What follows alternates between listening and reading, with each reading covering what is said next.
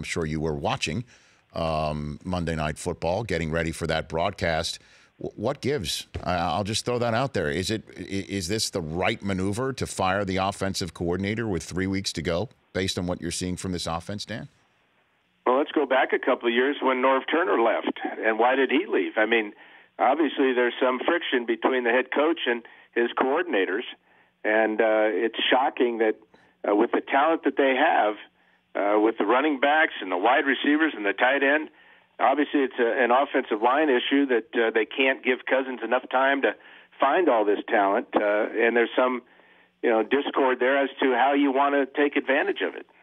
Well, I mean, how much do you lay at the feet of Cousins then? I mean, obviously his contract is something that was talked about throughout the broadcast, and that's what all fans are focusing on right now, as well as the fact that he just doesn't perform very well on the road, under the lights, under teams that have a better record than the one that he's playing for. So how much do you lay at his feet here, Dan? Well, I think obviously any quarterback is going to have to take as much criticism as possible because he's the last guy with the ball in his hand when he's throwing it or handing it off. So he's going to, have to look at his record, as you pointed out, Rich. But also he's just running the plays that are called. So there's plenty of blame to go around. You can't fire the quarterback who's making $84 million, though. You can fire the coordinator, apparently. So what I said at the top of the broadcast, Dan, because that firing happened literally as we were coming on the air. You can't say that that this change is not going to work when the Browns put in Freddie Kitchens as soon as they made a change in the middle of the season, and they look like a completely different offense. So I'm wondering what you think of the possibility that things could turn around for the Vikings with the 3 games to go here.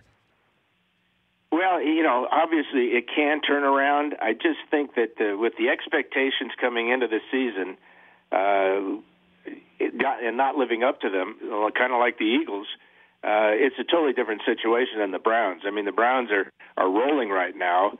Mayfield is having the type of year that a lot of people in Cleveland were hoping that he would have.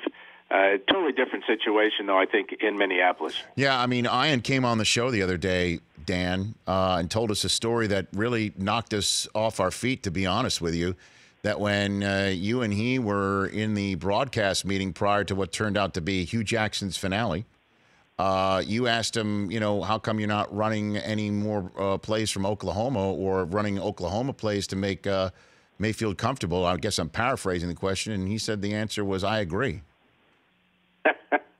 Well, and I said, I kind of followed up a couple of times. I said, well, why not? Come on, give me something here. But obviously there was some disagreement with Todd Haley and Hugh. I mean, Hugh used to be a play caller. That's how he made his chops. But for him not to have an answer, I think that's why he's no longer employed. Yeah, I mean, because the HC should have the final say. Clearly, that's the case in Minnesota right now. One would think. Well, that's why the word head is there in front of coach, right? That's one way to put it, Dan Fouts. That certainly is one way to put it. The Rich Eisen Show, weekdays at noon Eastern on Audience.